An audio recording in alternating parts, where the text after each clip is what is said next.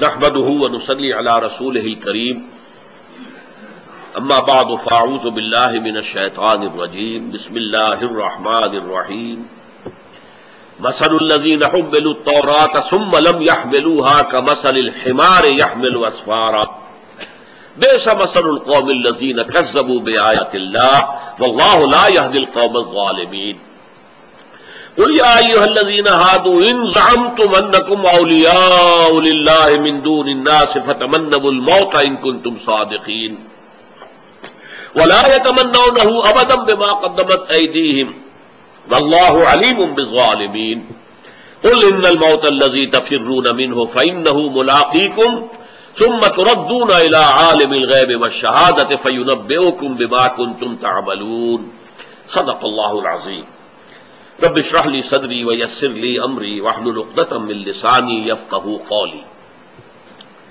اللهم ربنا الهمنا رشدنا واعذنا من شرور انفسنا اللهم ارحمنا بالقرآن العظيم اللهم اجعله لنا اماما ونورا وهدى ورحمة اللهم ذكرنا منه ما نسينا وعلمنا منه ما جهلنا وارزقنا تلاوته آناء الليل وآناء النهار واجعله لنا حجة یا رب العالمین آمین۔ سورہ جمعہ کا جو دوسرا حصہ ہے 4 آیات پر مشتمل، ان میں سے پہلی آیت یعنی آیت نمبر 5 سورت کی، اس پر ہماری گفتگو کسی حد تک مکمل ہو چکی ہے، لیکن یہ کہ چند نکات اس کے ابھی باقی ہیں۔ بئس مثل القوم الذین کذبوا بآیات اللہ، بری ہے مثال اس قوم کی جس نے اللہ کی آیات کو جھٹلایا۔ یہ جھٹلانا کون سا ہے؟ دیکھیے، جھٹلانا کسی شے کا 2 طریقے سے ہوتا ہے، قولاً یا حالاً۔ آپ کہتے ہیں تورات اللہ کی کتاب نہیں ہے، یا آپ کہتے ہیں خدا نے خواستہ قرآن اللہ کی کتاب نہیں ہے، یہ بھی تکذیب ہوئی قرآن کی، جھٹلانا ہو گیا، اور یہ ظاہری طور پر علی الاعلان جھٹلانا ہوا۔ ایک ہے عملی طور پر حال کے انداز میں جھٹلانا۔ کیا مانی؟ ہاں قرآن اللہ کا کلام تو ہے، لیکن کیا کروں، سوچ کے بغیر تو گزارا نہیں ہے۔ اب یہاں آپ نے قرآن کے ایک حکم کو جو کہ اس نے شد و مد کے ساتھ دیا ہے، اس کی نفی کر دی، یہ جھٹلانا ہے۔ آپ نے اپنے عمل سے جھٹلایا۔ قرآن یہ کہہ رہا ہے، آپ کچھ اور کر رہے ہیں۔ قرآن کہتا ہے ادھر جاؤ، آپ کسی اور طرف جا رہے ہیں۔ تو گویا کہ تکذیب ہے، یہ تکذیب حالی ہے، یہ تکذیب عملی ہے۔ حضور نے فرمایا صلی اللہ علیہ وسلم ما آمن بالقرآن من استحل محارمہ، جس انسان نے قرآن کی حرام کردہ چیزوں کو اپنے لیے حلال ٹھہرا لیا، اس کا قرآن پر کوئی ایمان نہیں ہے۔ وہ جھوٹا ہے اگر کہتا کہ میرا ایمان ہے قرآن کے اوپر۔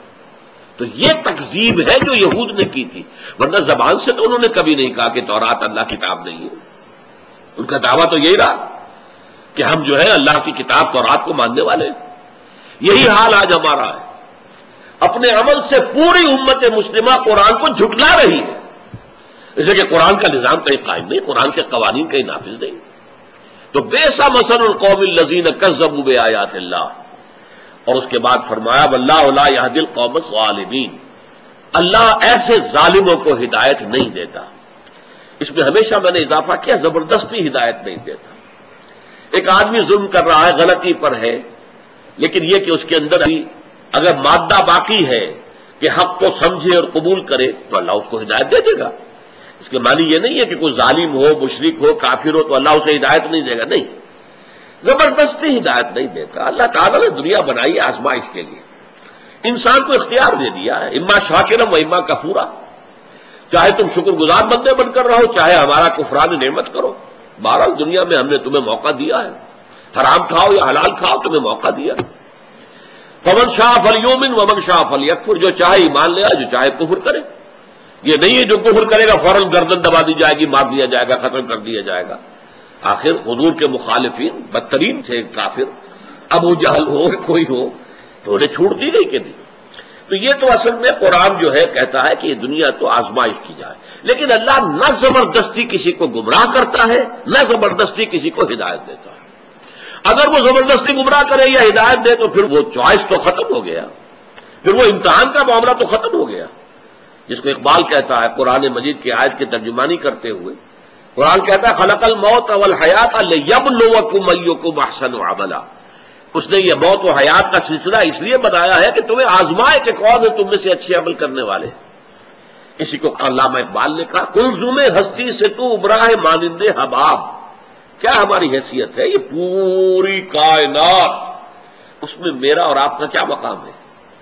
بلبلا، جیسے سمندر کے اوپر پانی کا کوئی بلبلا بن گیا ہو تو سمندر کے پانی سے اس بلبلے کی کیا نسبت ہے؟ لیکن یہ بلبلا بہت عظیم ہے.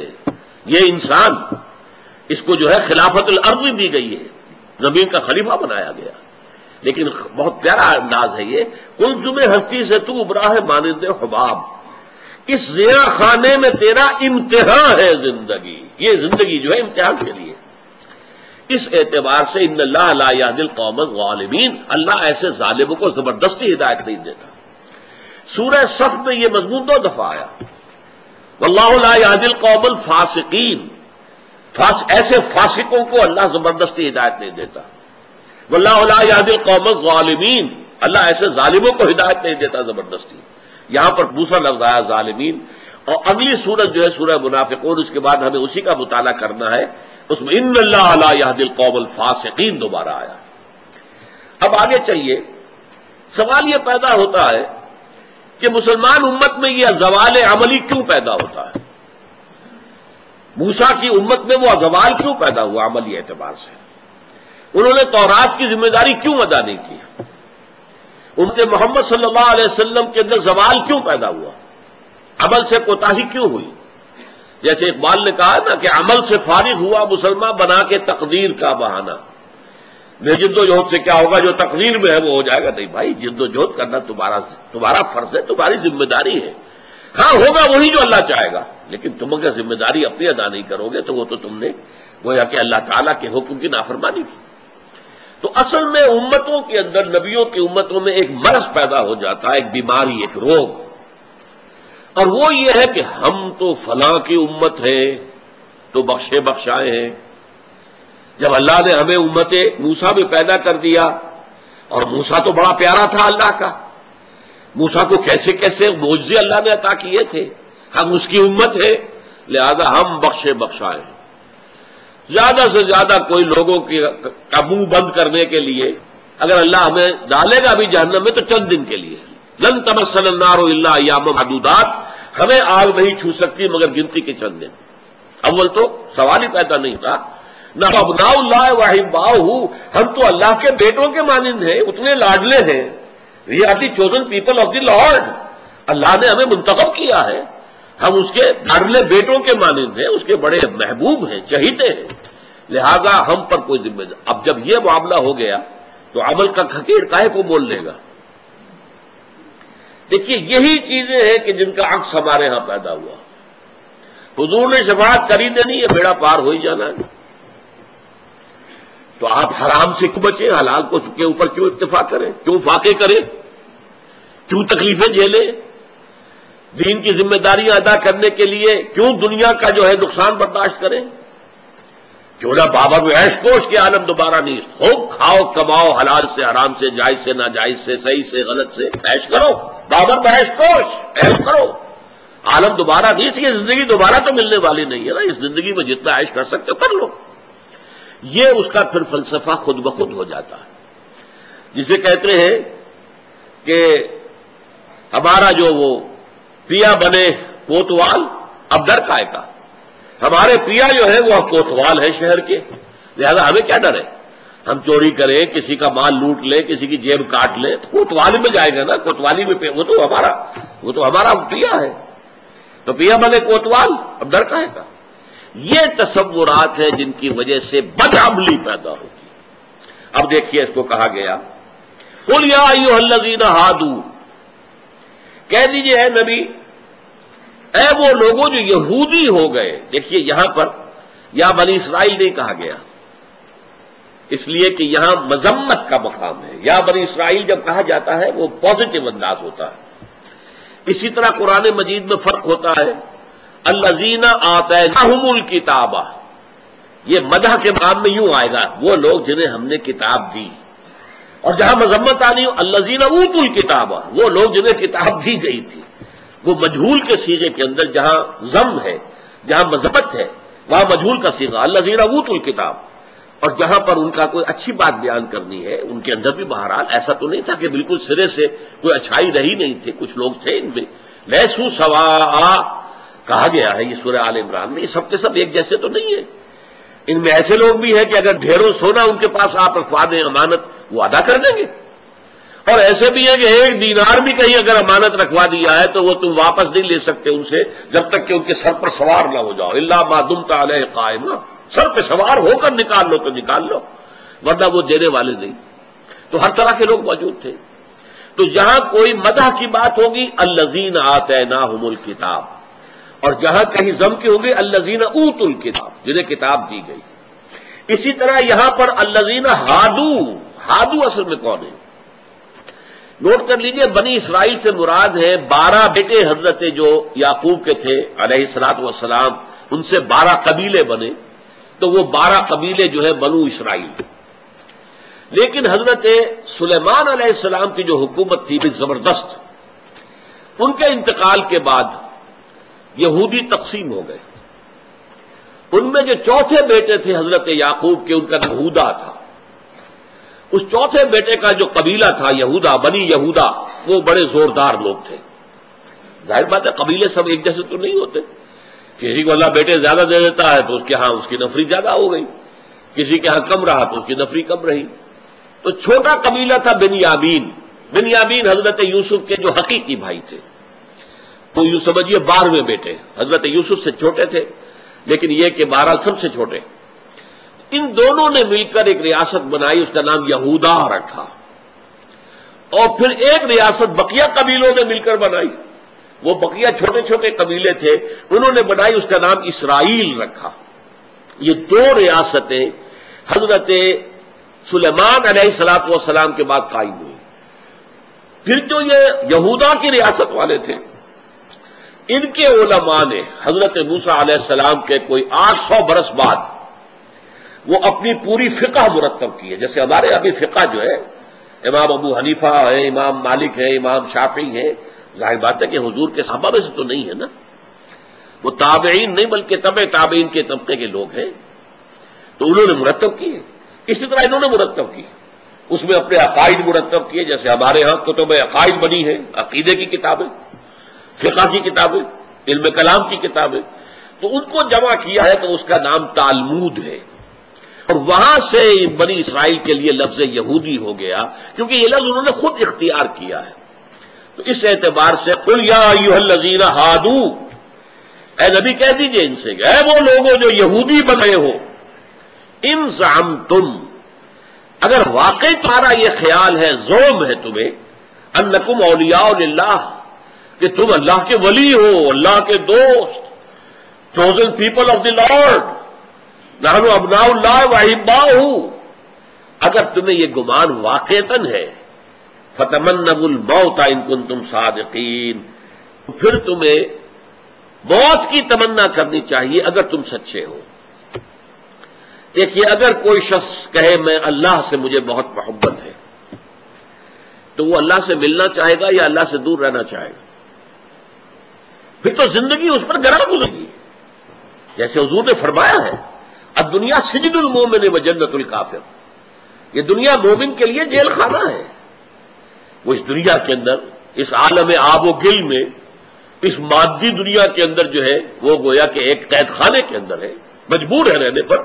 وہ تو اللہ کے پاس جانا چاہتا ہے، اس کے لیے تو موت جو ہے در حقیقت نہایت خوش آئند ہے، جیسے اقبال نے کہا ہے نشان مرد مومن باتوں گویم جو مر گائے تبسم بر نبی اوست۔ میں تمہیں بتاؤں مرد مومن کی نشانی کیا ہے؟ جب موت کا وقت آتا ہے اس کے ہونٹوں پر تبسم ہوتا ہے، ہنس رہا ہوتا ہے، اس لیے کہ اسے معلوم ہے آج اپنے محبوب سے ملاقات کا وقت آیا، بلاوا آیا ہے محبوب کے ساتھ ملنے کا۔ تو محب کے لیے تو محبوب کا وصل جو ہے وہ مطلوب ہے، نہ کہ ہجر۔ لہذا اگر واقعتاً تمہیں یہ خیال ہے کہ اللہ تمہارا دوست ہے، یعنی نفی کی جا رہی ہے، تمہارا خیال نہیں ہے، اپنے گریبانوں میں جھانکو تو یہ خیال نہیں ہے تمہارا، یہ تمہارا من گھڑت خیال ہے، بہت سپرفیشل سی بات ہے جو تم کرتے ہو، یہ تمہارے اپنے ذہن اور قلب کی گہرائی میں موجود نہیں ہے۔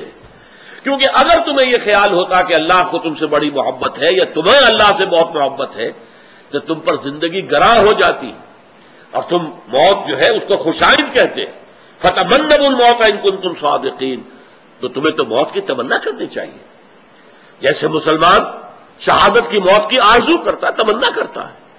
جیسے حضور نے فرمایا لوددت ان اقتل فی سبیل اللہ ثم احیا ثم اقتل ثم احیا ثم اقتل، میری بڑی خواہش ہے میں اللہ کی راہ میں قتل کر دیا جاؤں، پھر زندہ کیا جاؤں، پھر قتل کیا جاؤں، پھر زندہ کیا جاؤں، پھر قتل کیا جاؤں.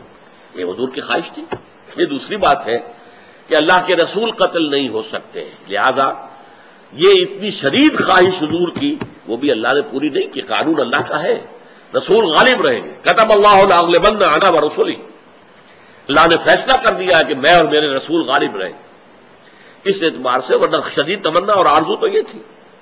تو اگر تم واقعتاً یہ سمجھتے ہو، یہ ہے اصل میں، اگر واقعتاً تمہارا یہ خیال ہے تو تمہیں تو پھر موت کی آرزو کرنی چاہیے. فتمنوا الموت ان کنتم صادقین ولا يتمنونه ابدا بما قدمت ایدیہم. اب یہاں یہ حقیقت کھول کر، اور یہ کبھی بھی موت کی آرزو نہیں کریں گے بسبب اپنے ان کرتوتوں کے جو وہ آگے بھیج چکے ہیں.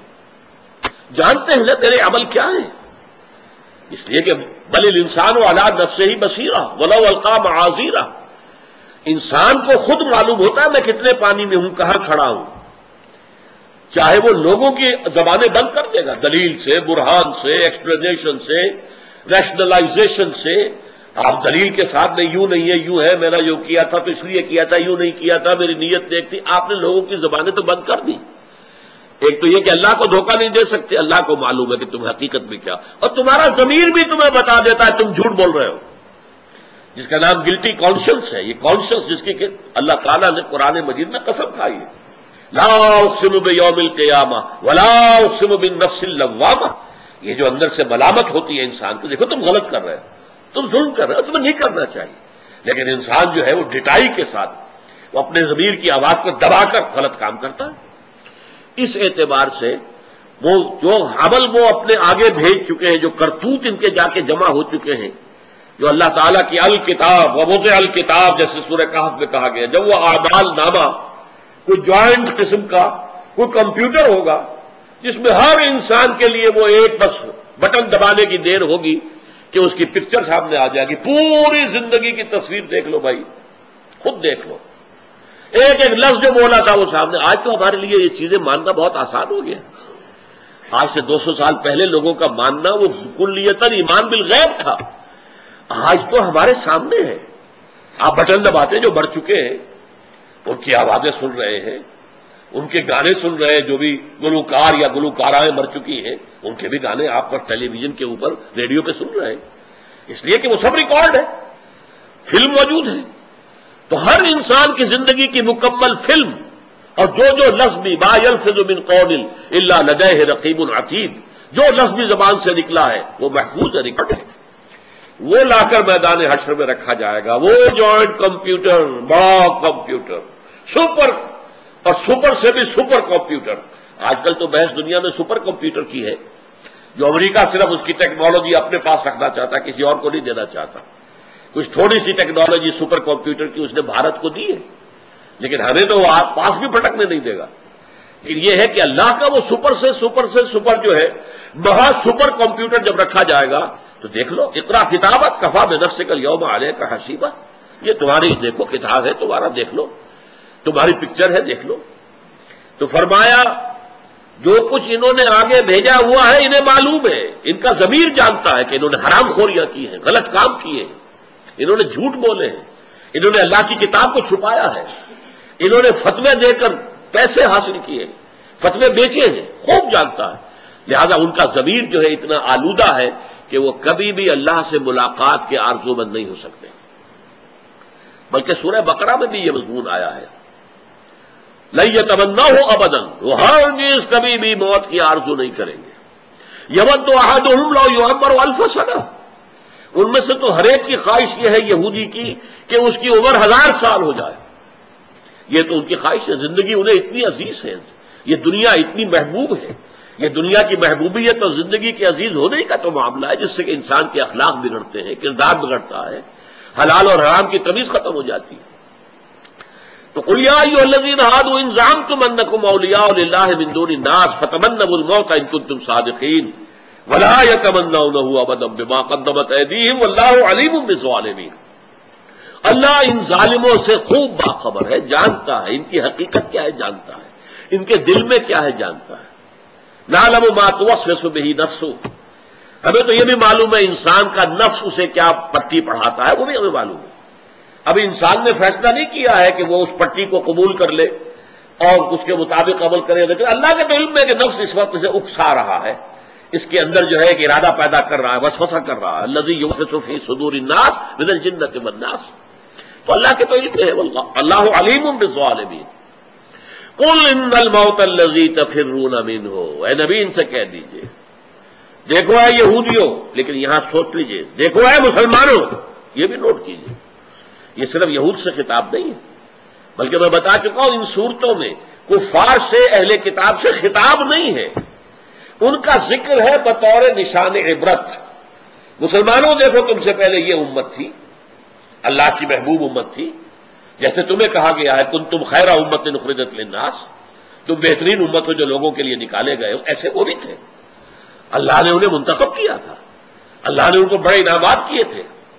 یا بنی اسرائیل اذکروا نعمتی التی انعمت علیکم وانی فضلتکم علی العالمین، میں نے تمام جہانوں پر تمہیں فضیلت دی تھی، لیکن تمہارے کرتوتوں کی وجہ سے، تمہارے اعمال کی وجہ سے، تمہارا کتاب کی طرح پیٹھ کر لینا اور کتاب کو اپنے پیٹھ کے پیچھے پھینک دینا، اس پر عمل نہ کرنا، اس کو نہ پھیلانا، در حقیقت یہ جرائم وہ ہیں کہ اب اس کے نتیجے میں تمہیں سزا ملے گی. چاہے تم موت سے بھاگو، لیکن موت تمہیں بھاگنے نہیں دے گی، وہ خود تمہارے سامنے آ کھڑی ہوگی.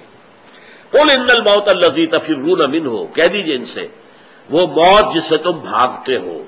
ذالک ما کنت منہ تحید، سورہ قاف میں فرمایا گیا، آ گئی وہ گھڑی جس سے تم بچنا چاہتے تھے، گریز کرنا چاہتے تھے، آ گئی گھڑی، وہ موت تمہارے سامنے آ کھڑی ہوگی. فإنہ ملاقیکم، وہ تم سے ملاقات کر لے گی. ثم تردون الی عالم الغیب والشہادہ، پھر تمہیں لوٹا دیا جائے گا اس ہستی کی طرف جو کھلے اور چھپے ہر شے کی جاننے والی ہے. جو تمہاری نگاہوں کے سامنے ہے اللہ اسے بھی جانتا ہے، جو تمہاری نگاہوں سے غیب کے پردے میں مستور ہے، چھپا ہوا ہے، اللہ اسے بھی جانتا ہے. فَيُنَبِّئُكُمْ، تو اللہ تعالیٰ جتلا دے گا تمہیں، گنتی کر کر کے بتا دے گا، بما کنتم تعملون، جو کچھ کہ تم کرتے رہے تھے، جو تمہارا طرز عمل تھا. یہ طرز عمل کیوں ہو گیا تھا؟ یہ زوم کہ ہم تو اللہ کے بڑے چہیتے ہیں، لاڈلے ہیں، ہمارے لیے تو جنت بنائی گئی ہے، جنت میں تو ہماری سیٹیں ریزروڈ ہیں، اور اگر خدا نہ خواستہ بالفرض محال لوگوں کی آنکھوں میں دھول جھونکنے کے لیے کہ لوگ یہ نہ کہیں کہ دیکھو یہ اللہ ظالم ہے، اس یہودی نے یہ کچھ کیا اور اسے بخش دیا، اور میں نے جو یہ کیا تو پھر مجھے نہیں بخشا، نہیں تو پھر اگر ہمیں لوگوں کی زبانیں بند کرنے کے لیے اگر جہنم میں پھینکا بھی گیا تو لن تمسنا النار الا ایاما معدودات، چند دن کے بعد فوراً نکال لیا جائے گا. یہ تھے ان کے خیالات، جس کی وجہ سے پھر اب ظاہر بات ہے کہ اب عمل کی کیا ضرورت ہے، جب نجات تو ہو ہی جانی ہے، وہ تو ہمارا برتھ رائٹ ہے، پیدائشی حق ہے، جنت تو ہمیں ملنی ہی ملنی ہے.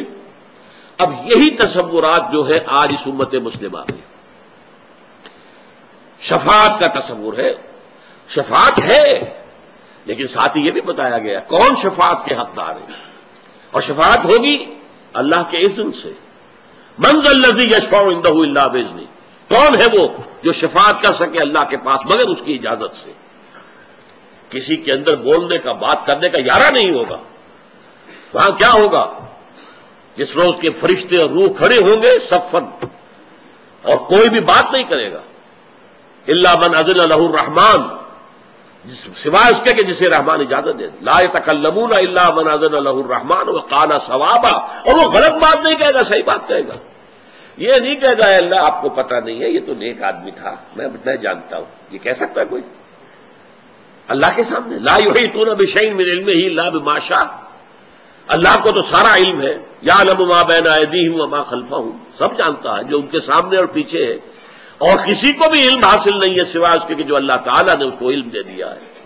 تو کوئی کہہ سکتا ہے کہ ذرا یہ آپ دیکھیے، آپ جاتے ذرا جی کیس کو آپ فائل سے نہ سمجھیں، فائل کے اندر تو غلط چیزیں آ گئی ہیں. میں آپ کو بتاتا ہوں اصل مسئلہ کیا ہے. تو کوئی اللہ کے سامنے یہ کہہ سکے گا یہ فرشتوں کی لکھی ہوئی رپورٹیں غلط ہیں، یا یہ جو پکچر دکھائی جا رہی ہے یہ تو کہیں بنا لی گئی ہے کہیں لیبارٹری کے اندر، یہ اصل نہیں ہے؟ کوئی کہہ سکے گا؟ وہ تو یہ ہے کہ اللہ تعالیٰ جو ہے ہر شے کا جاننے والا، من ذا الذی یشفع عندہ الا باذنہ، ہاں اذن کے ساتھ ہے، جس کے لیے اللہ چاہے گا اور پھر جس کو اجازت دے گا وہ کرے گا شفاعت، لیکن اس کی بنا پر یہ نہیں کہ ہر شخص بخشا جائے گا، نہیں، بلکہ یہ ہے ہاں جس کے دل میں ایمان حقیقی ہوگا، دل میں یقین، وہ دل میں یقین ہو اور اس کے بعد کچھ عمل کسی وقت ہو جاتا ہے، یقین بھی مزمحل ہو جاتا ہے، کچھ کمزور ہو جاتا ہے، کچھ غفلت کے پردے پڑ جاتے ہیں، تو اگر گناہ کا بھی صدور ہو جائے تو یہ نہیں ہے کہ مومن سے گناہ ہو ہی نہیں سکتا، یہ بات صحیح نہیں ہے، مومن سے بھی گناہ ہو سکتا ہے۔ اب اگر کسی شخص کا ہے تو مومن لیکن گناہوں کا پلڑا زیادہ بھاری ہے اور نیکی کا پلڑا ہلکا ہے تو اسے جہنم میں ڈالا جائے گا اور اپنے گناہوں کے بقدر سزا پا کر پھر وہ باہر سے نکلے گا۔ یہ تو ہے ہمارے عقائد کے اندر، لیکن یہ نہیں ہے کہ صرف چند دن ہوں گے یا چند گھڑیاں ہوں گی، نہیں، اور وہ بھی ایمان حقیقی ہو تب۔ اگر دل میں یقین والا ایمان ہے ہی نہیں، سرے سے زیرو ہے، پھر کوئی سوال پیدا نہیں ہوتا، پھر تو جہنم میں جھونکے جائیں گے تو ابدا خالدین فیہا ابدا، وہ رہے گی اس میں ہمیشہ ہمیشہ۔ تو یہ چیزیں در حقیقت جیسا کہ میں نے عرض کیا، ان 4 آیات میں اللہ کی کتاب کے ضمن میں جو کوتاہی ہوتی ہے جو ہوئی یہودیوں سے، مثل الذین حملوا التوراۃ ثم لم يحملوها كمثل الحمار يحمل اسفارا بئس مثل القوم الذین کذبوا بآیات اللہ واللہ لا يهدی القوم الظالمین۔ یہ اسی لیے تھا امت مسلمہ کے لیے کہ دیکھنا کہیں تم بھی یہی حرکت نہ کرنا، اور ہماری بدقسمتی ہے کہ ہم نے بعین ہی انہی کے نقش قدم پر چل کر دکھایا ہے۔ آپ میں سے کتنے لوگ ہیں جو قرآن سمجھتے ہو، اور آپ تو وہ لوگ ہیں جنہیں قرآن کا اتنا شوق ہے کہ آپ آرام اپنا جو ہے اس کی قربانی دے کر یہاں آئے ہیں، کہاں جہاں سے چل کر آئے ہیں، آدھا گھنٹہ لگا ہو، کسی کو 40 منٹ لگے ہو، اور پھر جانے میں وہ وقت لگے گا، اتنی کچھ محنت آپ نے کی ہے۔ وہ لوگ ہیں، کتنے لوگ ان میں سے آپ میں سے ایسے ہیں جو قرآن پڑھے اور اس کا مفہوم ان پر اترتا چلا جائے۔ تیرے ضمیر پہ جب تک نہ ہو نزول کتاب، گرہ کشا ہے نہ راضی نہ صاحب کشاف۔ لہذا یہ سوچ لیجئے ہمارا وہ جو معاملہ یہود کا تھا اسی پر ہم جا رہے ہیں۔ حضور کی ایک حدیث بھی ہے، لَتَتَّبِعُنَّ الَّذِينَ كَانُوا قَبْلَكُمْ، تم بھی پیروی کرو گے، انہی کے نقش قدم پر چلو گے جو تم سے پہلے تھے، یہاں تک کہ اگر وہ کسی گوہ کے دل میں گھسے تھے تم بھی گھسو گے، اور یہاں تک کہ اگر ان میں سے کوئی بدبخت ایسا پیدا ہوا جس نے اپنی ماں سے زنا کیا ہو تو تم میں بھی لازماً کوئی بدبخت اٹھے گا جو یہ حرکت کرے گا۔